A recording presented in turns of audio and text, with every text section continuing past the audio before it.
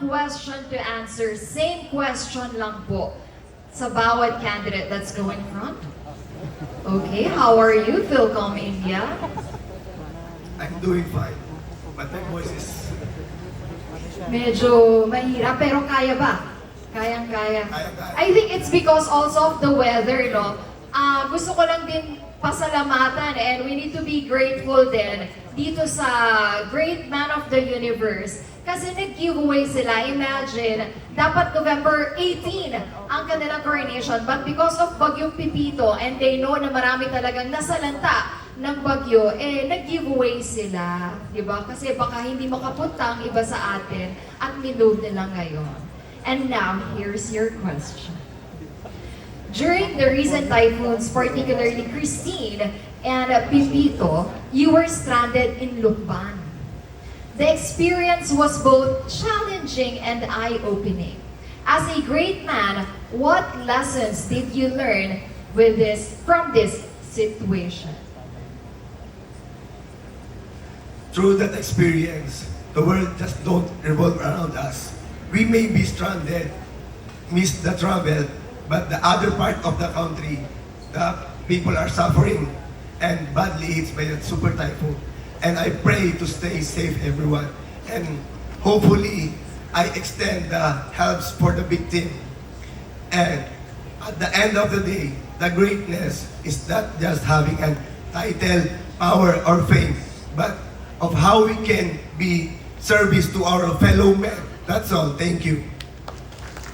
Thank you, Philcom India. Maraming salamat. Next, we have our Misamis Oriental. Good evening. Good evening. Good evening. Ano bang dialect ng Misamis Oriental? Cebuano. Bisaya. Cebuano. You know. Yeah, I know. Kabalok. Kabalok. Kabalo kong Bisaya. Greet your Bisdak. fans. Maayong gabi sa tanan, especially sa Tagalugay, Misamis Oriental. Maayong gabi diya. Salamat sa pagsuporta gikan sa day 1 until tonight. Thank you. Okay, Misamis Oriental, during the recent typhoons, particularly Christine and Pipito, you were stranded in Lukban. The experience was both challenging and eye-opening. As a great man, what lessons did you learn in this situation? Unity and resilience are the things that I've learned all throughout my great man journey. Seeing how my 24 candidates helping each other, supporting each other despite of our differences was such a good aspect that is worth to be cherished. And this is to testify that our differences is not a hindrance to camaraderie. And that is why as a spokesperson, I want to encourage everyone that no matter what ethnicity, skin color, culture, and how challenging life is, we must unite together because I always believe that we all have the same aim. And that aim is to be more inclusive and more diverse country that will unite the universe. One for all for one. No one left behind. Thank you. Thank you, Misamis Oriental. And our third candidate from Bacolod. Etong mga taga Bacolod, parang mga malalambing magsalita, right? You know how to speak your dialect? Batiin mo naman ang iyong fans. Hello everyone, magabi sa inyong tanan from Bacolod City. Gusto ko magpasalamat sa inyong inasuportaran nyo ko diri sa Manila sa competition namin na Great Man of the Universe. Thank you po. Okay, here's your question. During the recent typhoons, particularly Christine and Pipito, you were stranded in Lukban. The experience was both challenging and eye-opening. As a great man, what lessons did you learn in this situation? As a great man, the lessons that I've learned in Lukban, not just in Lukban, but also throughout my journey in Great Man of the Universe, is that it's not just a competition, but what's important is our camaraderie, our friendship, our stories that we get to tell together, and the memories that we could recall in the future. Thank you. Thank you, great man from Bacolod City. Next, we have from Capas, Tarlac. Parang meron ka mga dalang iilang friends doon, ha? Here's your question. During the recent typhoons, you were stranded in Lukban. The experience was both challenging and eye-opening. As a great man, what lessons did you learn in this situation? As we stranded in Tocban, Quezon, amidst the Typhoon Pipito, I realized the power of resilience and gratitude. I overcame the challenges by embracing the situation with a positive mindset, finding strength in the kindness of the community, and using time to reflect on my purpose. This experience taught me the values of adaptability and the importance of human connection in difficult times. And with my voice, I encourage everyone to do the same. Thank you. Thank you, great man from Capas Tarlac. Next, we have from a province of Iloilo. Good evening. Idire-diretso na natin ito. Here's your question. During the recent typhoons, you were stranded in Lukban. The experience was both challenging and eye-opening. As a great man, what lessons did you learn in this situation? The lesson that I learned as a great man is that I learned to be strong, to help others, and to be grateful of the things that I have. And this showed me how important teamwork is and to be ready for all the things that life throws at us. Thank you. Thank you, province of Iloilo, great man. And next, we have from Tarlac province. Are you ready? Okay. During the recent typhoons, you were stranded in Lukban. The experience were both challenging and eye-opening. As a great man, what lessons did you learn in this situation? We, great man of the universe, Philippines, have faced lots of difficulties and challenges throughout our journey. Especially when we are in Lukban. We got stranded, we got, naging mas maayos ang aming pagkasama sa isa't isa at nagtulungan kami na parang kami magkakapatid. At ang aking natutunan ay ang pagiging unity ng bawat isa. Maraming salamat. Thank you, great man from Tarlac province. Next, we have from Moncada, Tarlac. Ang dami ng Tarlac na nakapasok, ha? Mukhang alam na natin kung saan tayo pupunta next time. Here's your question.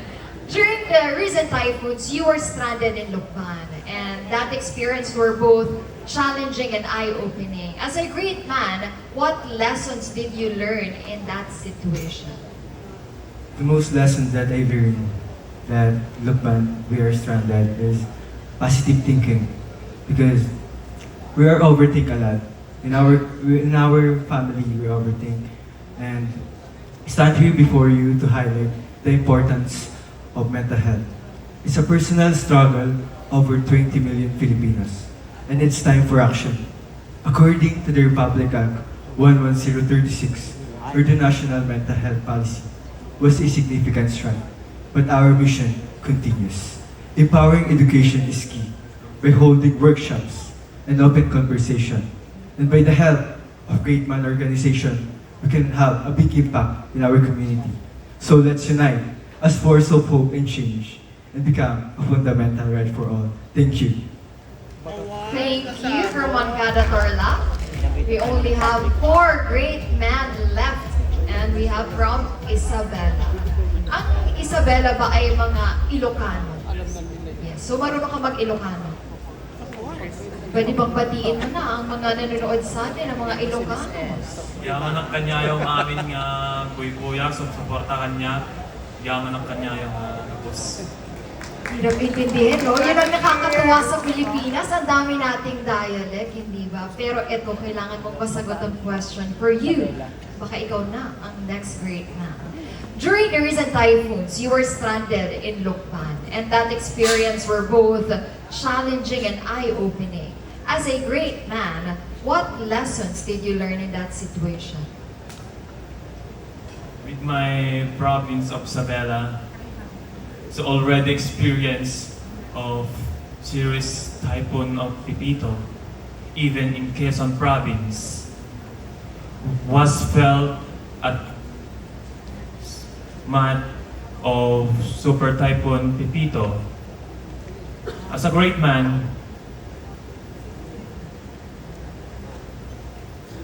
I'm dedicating myself for promoting SDG number 13, climate action. Thank you.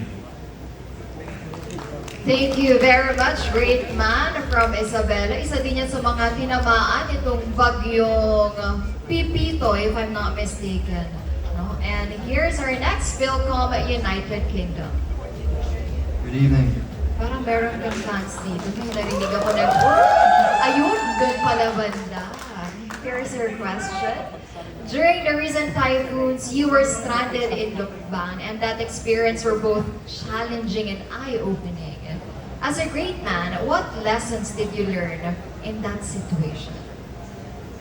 Recently, being affected by the typhoon really opened my eye to the spirit of the Bayanihan, which is the communal effort to give food, shelter, and safety, and most important of all, to share laughs and to always put a smile on your face. This is what it means to be a true Filipino, not only a man, but any gender. Thank you. Thank you, Philcom United Kingdom. Last two. Next from Coronadal, South Cotabato. Malayo-layo ang pinanggalingan. Good evening. Here's your question. During the recent typhoons, you were stranded in Lukban, and that experience were both challenging and eye-opening. As a great man, what lessons did you learn in that situation? A lesson I learned is to be very grateful for what I have. Grateful for all the people that I have, because due to the typhoon, there's a lot of people that lost a lot of homes, a lot of people, and I just want to be very grateful for that. And being a great man, I want to be able to try to help those people that are in need as well. Thank you.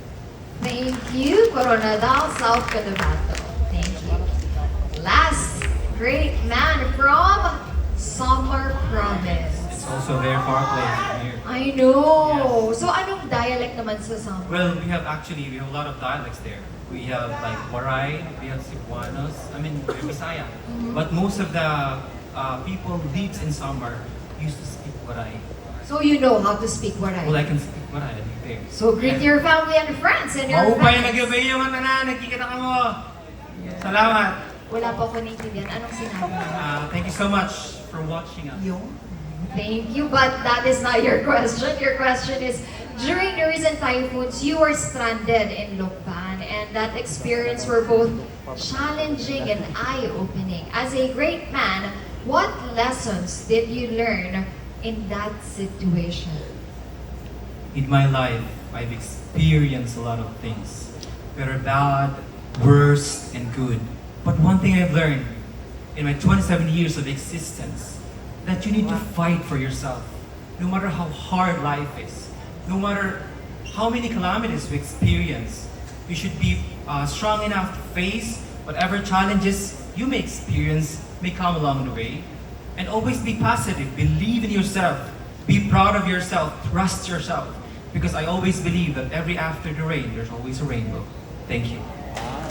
Thank you so much, Samar Province. And that concludes our final question.